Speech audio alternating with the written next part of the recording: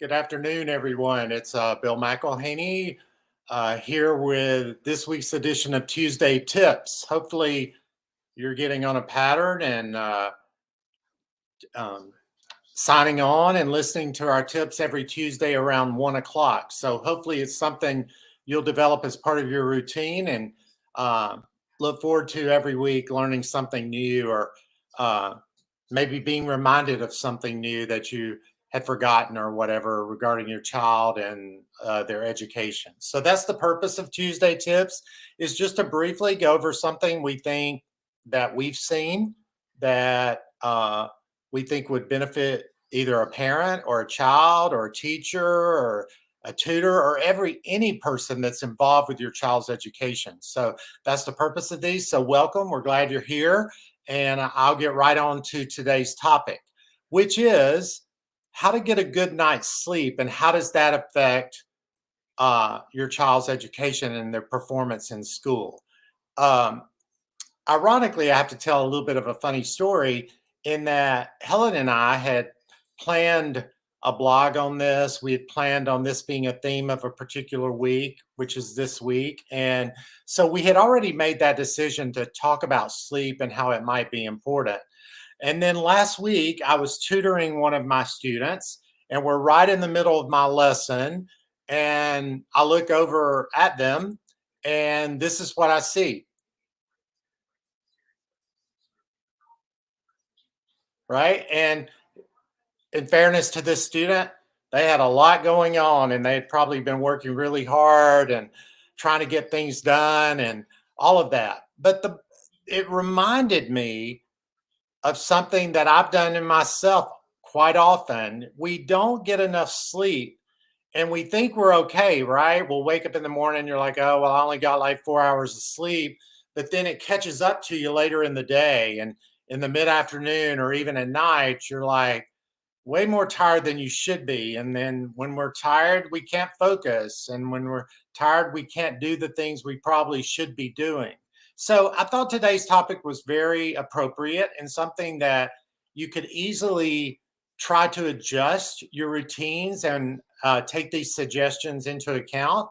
I will say right up front that I am completely, you hear the expression preaching to the choir or learning the hard way. I was not a good sleeper. I was not good in what we needed to do to develop routines for having a good night's sleep. So I had to learn these same techniques and same things the hard way, right? I didn't want to do them. I wasn't doing that well. I thought I could function on less sleep. But the bottom line is you don't. Your health suffers. Your attention, your focus. Sometimes it can be even a physical health. You make yourself sick or you're not as alert as you need to be and you have accidents or things like that. So a good night's sleep penetrates every facet of our lives, whether an adult, child, or whatever. So let's talk today about how you as a parent can can work in getting a good night's sleep for your child and therefore hopefully performing better. um, our blog this week focuses on technology. I'm going to focus a little bit on that, but I don't think that's the whole issue or the whole reason. And I actually have some different thoughts about that. Most people think of technology and your phone, your screen time, your iPad, your computer, or whatever as detriments to sleep. And in a lot of cases, they are. Like if your child is going to bed playing games, doing things on the computer, chances are they're not getting into any kind of routine and are going to sleep when they should. So, in that respect, technology can be bad. And it's often recommended that a parent have an hour or two window before bedtime that a student is to be removed from the technology that they're involved with. So, screen time goes out, whether, let's say, your bedtime's at 10. So, screen time goes out at 8. No more screen time after 8. Whatever you're doing to get prepared for bedtime doesn't involve your phone, any kind of technology. And that I will say is not bad advice. I think that's something that could benefit you. However, I do think there's some exceptions to that rule. And that is, what is your child doing on the technology? If it's, games, shoot 'em up games, whatever, um, you know, excitement games that you're trying to solve things, that's one thing. But if your child is reading, I think you can make an exception to that, because I think one thing that helped me and helped get me a better night's sleep was to kind of lower myself down, to come off that high of stimulation, right? And so if you're reading, you're more relaxed. You could be reading something for school, even. You could be reading for enjoyment, which is always good. The reading allows you to kind of gradually come down so that when you are ready to go to sleep, you're in a much better mental state than you would be. Um, so technology, bad, yes, but there are some good benefits to them if you as the parent use it the right way. Now, there are a couple other things that I want to stress uh, in terms of getting the good night's sleep. And every time we've talked so far, we've talked about consistency with things. When we talked about homework hangups, we talked about consistency and when they did their homework, consistency on where they did their homework, setting up a homework hangout, consistency on you supporting them, offering them positive support, right? So the same thing goes with sleep. There has to be a consistency in a bedtime routine. And I know that sounds like almost like a given, but it's not. I I was the world's worst, but if you develop a consistency with the expectation of when your children are going to bed, they will get into the routine. It may be hard at first, right? Especially, let's say your bed routine is to be in bed by 10:30. Then at 10:30 they're to be in bed, and they're going to want to stay up later or whatever, but you've got to stick to that routine. Same thing with when they get up. That's probably even harder. We love to sleep late. We love to sleep in, right? But if you develop a routine for school that your bedtime is 10:30, your awaking time is 7:30, 7, whatever the case may be, you'll fill in that time. The key is to consistency with when you do it. And when your child goes, "Oh, I want to sleep 30 more minutes," or you just have to not allow it, right? Like, I know that's hard and you want to, like, "Oh, I want you to rest." But if you do stick to it, then the next night at 10:30, they're going to be more ready to go to bed. And so the routine then becomes standard. And they know from 10:30 at night till 7 in the morning, I'm going to be sleeping, right? And that is bedtime, and when I should be focused on replenishing my body and replenishing my mind and everything through a good night's sleep.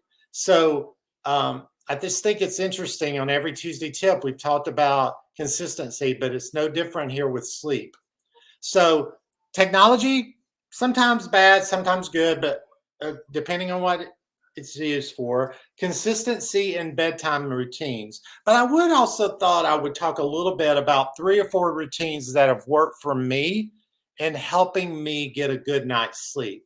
Some of them you may have heard. I don't think, I'm not coming up with my own, revolutionary ideas about sleep. These are all things I've read about or tried out or whatever, but they work for me. And in some cases, they didn't initially work for me. I had to train my body and my mind. But once I did, these 3 things I'm going to talk about have really done wonders for me in my sleep. The first one is a dark room. We've all heard it. The room needs to be dark. No night lights, no TV. I can remember saying in my younger years, I cannot go to sleep without the TV on. It's impossible. And I would say that, and I firmly believed it, right? But when you kind of force yourself to do that, to get a dark room, it allows your mind to de escalate as well. Things calm down. And eventually, you're going to get to where you've got to have the dark room, right? And it makes it a lot more easier to fall asleep. So that's one. 2, I had always heard about cooler rooms helping.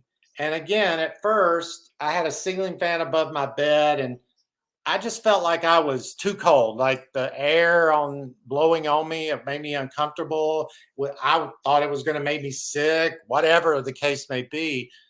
But now that I'm used to it, that cool room with the fan over you, you can cover up. I do that, right? You cover up to where you're not cold, but that coolness of air and that dark room really facilitates a good night's sleep. And then the last thing is our breathing.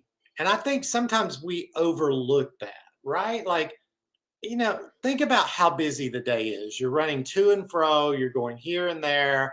You got all this homework to do. You got to take the kids to soccer. You've got to take them to some kind of extracurricular activities. They've got to work on their homework. They got to have dinner. They got to clean their room.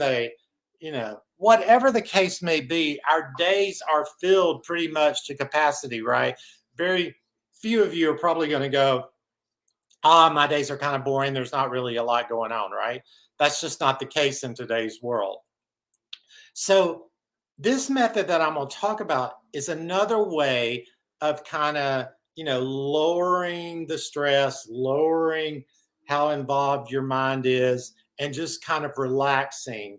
So, you do it in a dark room, you do it in a cooler room. And the method is called the 7-4-8 method. And what it's referring to is breathing. So the 7 is you inhale, you take a deep breath, but you do it, you don't go like that. You do it over 7 seconds. So you go 1, 2, 3, and you take a long, deep breath that you're inhaling for 7 seconds. Then once you stop inhaling, the 4 is how long you hold the breath. So once you've inhaled, then you hold it for 4 seconds. And then after the 4 seconds comes the 8. You exhale, but you don't exhale like, you exhale over an 8-second period. So it's an inhale of 7 seconds, 4 seconds holding your breath, and then a long, drawn out 8-second exhale. When I first heard that, I went, nah, no. But try it. It works. It makes you relax. It makes you calm down. And it makes you really, really get in that mindset of I'm going to drift off to sleep. I, like I say, wasn't a firm believer necessarily in doing it. And the first night I tried it, I did it twice. And I'm starting to think, okay, well, that's not working for me. But then the next morning, that's the last I remember. It took absolutely only 2 times for me to try that breathing technique that I was out.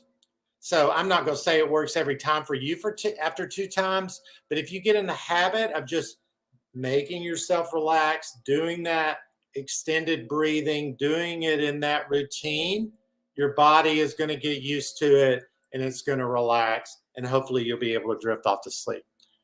The bottom line about all this, though, is with good night's sleep, a good 8 hours of sleep is what is recommended for most people. You, your child, the teacher, the tutor, whomever that might be, is going to be a lot better and will be able to focus, have more energy, have more enthusiasm toward what they're doing. If you're tired and you're a teacher and you got to get up in front of students and teach a 50-minute lesson and you're already tired, I mean, how good are you going to be? You're going to be impatient. You're probably not going to cover everything in depth. You're probably not going to explain it as well as you wanted to because you're tired. If you're the student and you've not had good sleep, how are you going to sit through a 50-minute lesson, pay attention the whole time, grasp the materials you need to? So as a parent, when you're helping with homework, if you're tired, how frustrating is it going to be if you're trying to help your child with homework, they're not getting it, and you're tired, and you're like, I can't go over this one more time. I can't do this. You just need to figure it out. All those things get better with a good night's sleep. And if one thing gets better, then another thing gets better.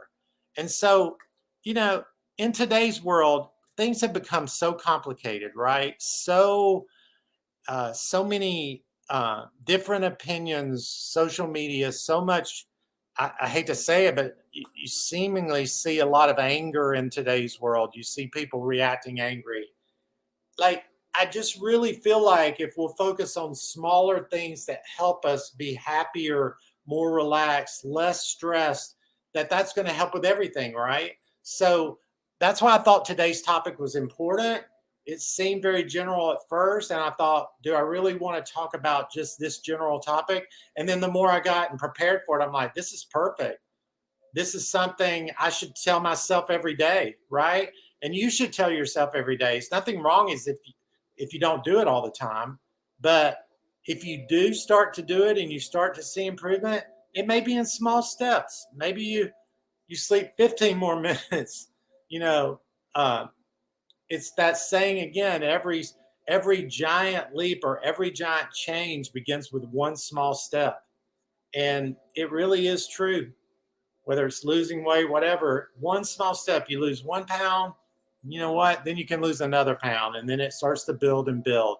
If you look at it as, whoa, I've got to do this all at once, don't do that. You can't do that. No one does that. We may have great thoughts about doing it, great changes, but nothing of great change and importance just happens easily, right? You have to take small steps. Uh, and if you look at it that way, the other saying is every success begins with one small step, and they're all small steps. Because if you keep doing small steps and improving and improving and improving, you can do it. So take this for what it is. Try to work on some of them. If not all of them really you think work for you, then don't do it. But figure out the ones that do work for you and see if you notice a difference in how you sleep, your child's sleep, and then how that affects performance and your stress the following days. So I hope you've enjoyed today's topic. Helen will be joining you on Thursday with her In the Know topic about something with education.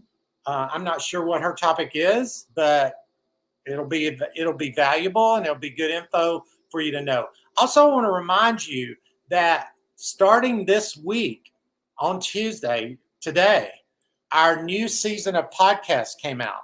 And the first one is out. It's been published. Helen is interviewing one of our tutors who stresses SAT, ACT, and graduate college admissions prep.